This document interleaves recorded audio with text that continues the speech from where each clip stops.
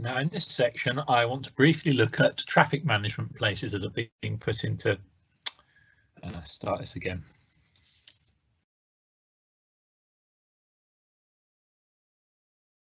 Now, in this section, I want to briefly look at traffic management measures that have been put in place to ensure that traffic continues to flow freely. So the government's developed a new web service, which is called Check and HGV is Ready to Cross the Border. And that's designed for the Ro-Ro freight industry. It's been designed to ensure that only vehicles carrying the correct customs and import-export documentation for the EU's import controls travel to the ports. Now, if you are travelling through the port of Dover or through Eurotunnel, it's a legal requirement that HGVs over 7.5 tonnes use this service. The service will then issue them with a Kent access permit, which is a digital permit for each HGV for which the required information has been provided. Operation Brock was set up in 2019 with the government and the Kent Resilience Forum, and it was intended to manage HGV traffic and deal with any potential disruptions at the short straits. Because disruption may occur again during 2021, a number of changes has been made to the legislation. So firstly, it's been extended to the end of October of 2021. Next, as I mentioned a moment ago, it has made the use of the Check and HGV is Ready to Cross the Border service mandatory for HGVs travelling into Kent. It prioritises live and fresh seafood and day-old checks through queues if there's significant delays, and it's updated road layouts to reflect changes to plans in Operation Brock. Now I'm going to look at rules of origin. This is a complex area, and if you're exporting goods to the European Union, it's one that you're going to want to understand and look into further. Now, because the UK is no longer part of the EU Customs Union, all trade is now governed by the Trade and Cooperation Agreement, apart from in Northern Ireland, where the Northern Ireland Protocol applies. Now, from January of 2021, UK goods that are being exported to the European Union are eligible for zero tariffs, provided those goods meet the rules of origin requirements and have the right documentation. And if they're not, they may be subject to tariffs. And the same applies vice versa for imports to the UK from the European Union. So what do we mean when we talk about rules of origin? So rules of origin determine the economic nationality of a good. They're the domestic content or processing requirements you have to meet so that you can deem that your product is originating in order to qualify for preferential tariff rates, which in the case of this agreement is a zero tariff agreement, and it ensures that only goods produced in the UK or EU benefit from that agreement. If you cannot prove that you meet the rules of origin through the product, then you will not benefit from the zero tariffs. It's really important to understand, though, that different goods must comply with different rules. There is no one size fits all. Now, this presentation sets out the types of rules products may need to comply with, as well as the documentation that you'll require. So let's briefly look at the difference between distribution versus production. So as I mentioned, the UK is no longer part of the Customs Union, which means that goods imported into Great Britain can no longer move freely between Great Britain and EU member states or vice versa. And to be eligible for zero tariffs, the goods must comply with rules of origin, which means there must be a qualifying level of production in the UK, which also applies to EU origin goods as well as to goods from the rest of the world. Now, if traders are moving goods through Great Britain from one EU member state to another, and the goods do not enter the UK customs territory, then those goods may not need to meet rules of origin. So that's where you're transiting goods through the United Kingdom. So if you're exporting, let's look at what you need to comply with rules of origin. So if you're an exporter and an importer wants to claim preference on your goods, there's 3 key steps that you'll need to go through to work out whether your goods comply with the rules of origin. The first is to classify your good. The second is to understand whether it meets the applicable rule of origin. The third is to understand how you demonstrate that origin to the customs authorities in the country to which you're exporting the goods. And I'll take you through the actions you'll need to take for each of these steps. You might want to use a customs agent to help you with this, and I've added a link here on how to find a customs agent. So the first step, classifying your goods. Now, for international trade, all goods are classified under the harmonised system, which is an international standardised system of descriptions and numbers to identify goods. And you will need to know what your goods are classified as to find the applicable rule of origin. If you do this correctly, you'll know the rate of duty and import VAT you should apply.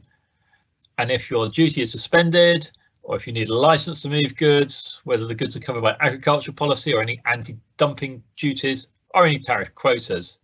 There is a trade tariff lookup tool, I've given the link here, which will help you classify the goods. If you cannot find the right code for your goods, HMRC have some services that you can access. There's a tariff classification service, or indeed you can apply for a binding tariff information decision or an advanced tariff ruling. The second step, understanding whether your goods meet the rules of origin. So you're going to need to understand your supply chain to know where your materials or inputs come from. Do they originate in the UK, in the EU, or do they come from the rest of the world?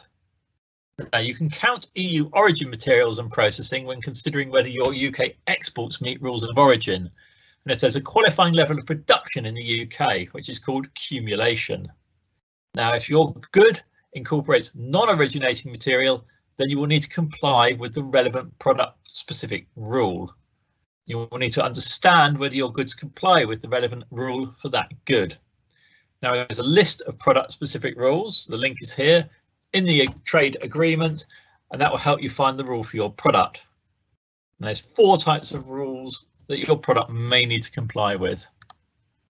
The first is something that is wholly obtained. So that's something grown, born or extracted in the UK. It primarily applies to agricultural products. So, for example, foodstuffs that are grown here, but it could apply to, for example, minerals that have been extracted in the UK. Second rule is a change in tariff code. Now, some rules of origin require that non-originating inputs used to produce a good have to be classified in a different chapter, heading or subheading of the harmonised system. The third rule is around value added or maximum non-originating material.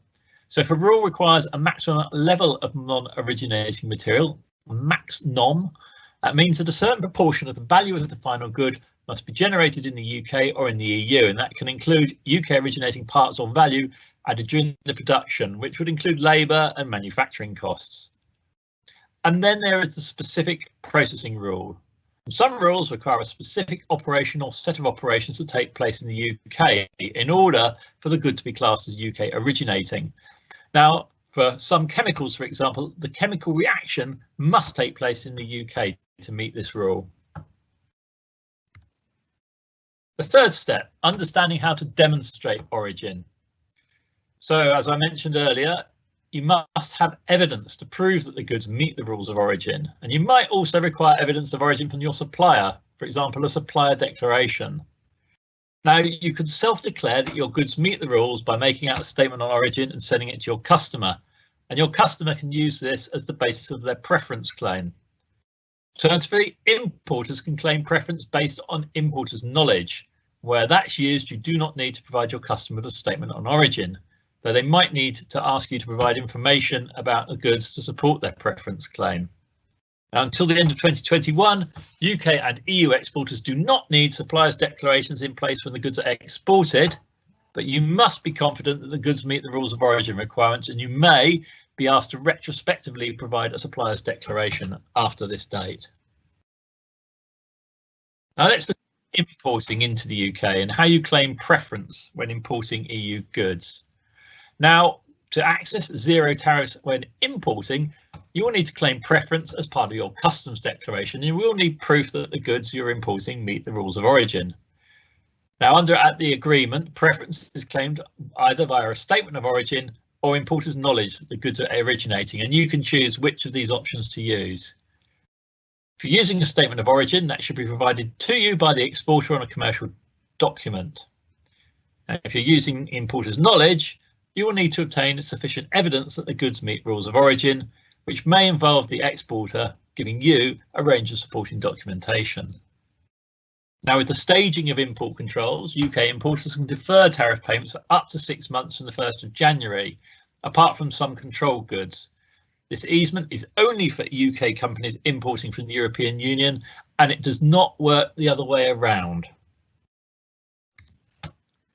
Now, I've given you a number of links on this page, all of which will help you understand how you claim tariffs, how to classify your goods, and the details of the full rules of origin. So you can see these are all on dove.uk. I've also added the online tool to check which rules of origin apply, and I've given you the link to Customs and Excise's helpline. This is a really complex and important area. This is only very much an overview, but I hope this shows some of the steps that you will need to take and gives you an idea of where you now need to start looking at your goods before you start exporting or importing.